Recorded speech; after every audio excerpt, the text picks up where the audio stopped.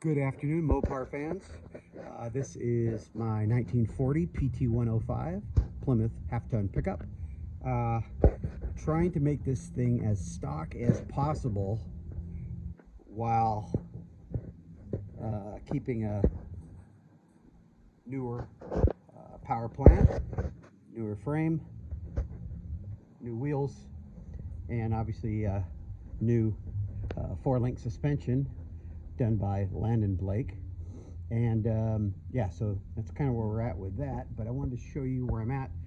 Just put in the glass. It's dirty, and I got the good rubber for it and put in the garnishment. It went right in there, but there was like a 1/16 of an inch gap in between the rubber and the body right down in here. So I put in some black silicone, and you're probably wondering why it's all nice and shiny around here. Before I put the window in, I sanded this down to 250, and that's about the finish I want. And then I cleared that with that Everbright, which is badass clear and should never yellow, tarnish, chip, fade, even under extreme conditions up to 500 degrees. No, I'm not a spokesperson for them, but the stuff works good. In fact, look, check this out. So ignore that, that's being worked on.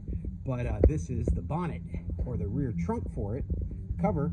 And as you can see, I sanded that down to, I think, like 150 or something like that, and then put the Everbright on it. Look at what it looked like before. So, man, and that's I clear coated that about a week and a half ago, and it still looks perfect. Whereas, let me show you the clear coat on the last stuff I did. So here's the old clear coat that you just buy at the store, and you can see it's more like gold bronze coat. It looks like crap, and then the rust keeps rusting underneath it, doesn't protect it. Look, here's some more. Look at this, disgusting. So look at the difference. So let me show you. This is before, and that's after over here. Look at the difference. It's crazy. So anywho, yeah. Yeah, look, I clear coated this crap.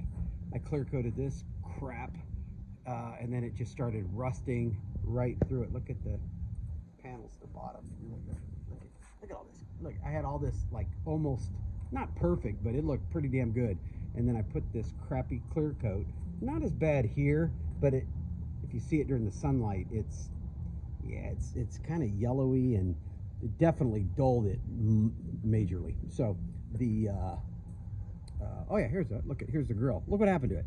So this I had perfect till my dog pissed all over this. So that's why it's rusting down at the bottom, I'm sure, because he pees on it. But look, the silver, I mean, look, this is stainless, and it's shiny. Look, there's nothing to it.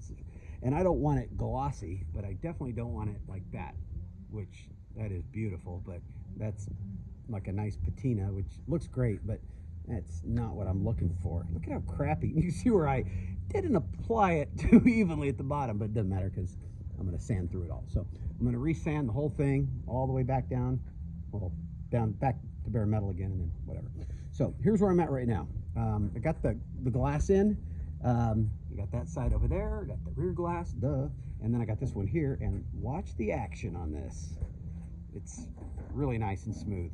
It's just, there's no guides in there, so the window's pretty much everywhere. But now, if you knew it before, or you've seen it before, and now it's all cockeyed, pardon my French, but yeah, it's kind of messed up. So I need to find these little rubber, they're like placeholders or something for the window, like guides. I don't know what those are, but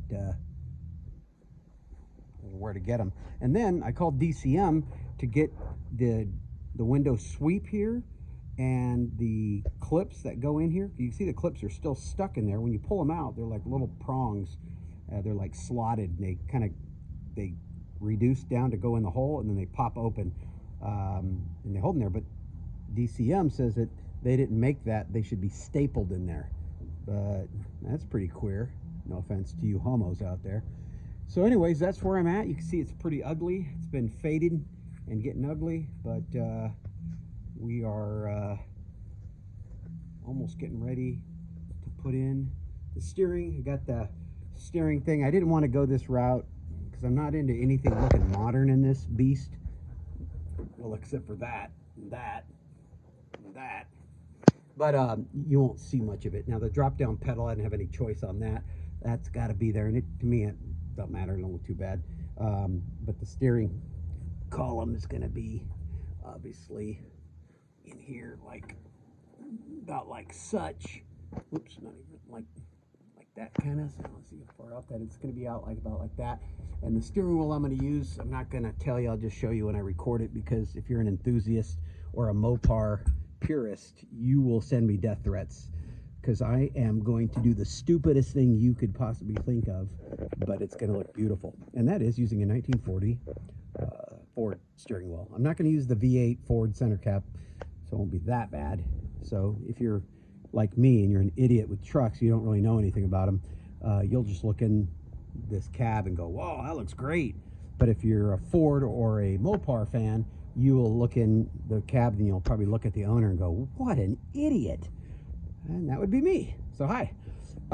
Anyway, here's the door guides. These look like crap, but believe me, they're not. I went through and sanded them and cleared them so they look nice and pretty. And then I glued the crap out of this channel in here. So it's sitting there like a rock. And that will guide the window up. But I need to put this channel in there first. And then once I get that into this window here, should be nice and pretty. Anyway, so that's a short video of the progress, or the lack thereof. Oh, I got my seat in here. You can see that seat. Kiwi did that. Kiwi, Riverside, California. Yeah. And yeah, so that's it. Suspension is all done and in, tested, traveled. Great. Got the bumper on, wheels on, everything's done here in the back. Here's the bed, well, the underside of it. What do you think, Carl?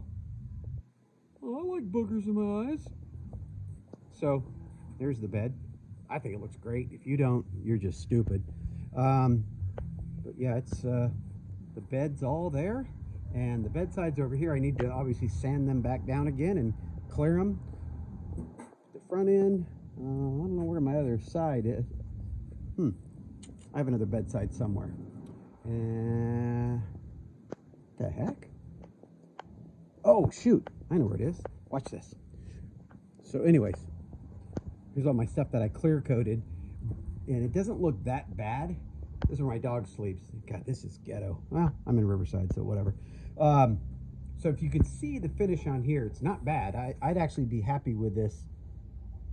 Wait a second. I am happy with this because I clear coated this with the Everbright. That's why it looks so good. I was thinking, hey, this don't look so bad. So that's clear coated with the Everbright, and that's what it's going to look like. They made me a special recipe in flat or a matte finish, because the stuff they sell is only gloss.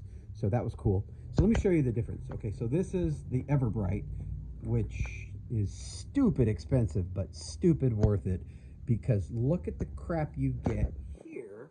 I don't know if you, actually doesn't look that bad. I'm kind of making myself look stupid. Okay, so this is the tailgate. You can't see on the camera, because actually through the camera I think this thing looks pretty dang good, but it's not. It's gold. It almost looks like hot cat urine was drizzled over it, and you know, so excuse the noise. That's me knocking crap over. So anyway, in the hood, this hood doesn't look too bad, but that hood is got, God, that hood looks really good actually, and that's got that crappy stuff on it. But then again, it hasn't been sitting out in the elements.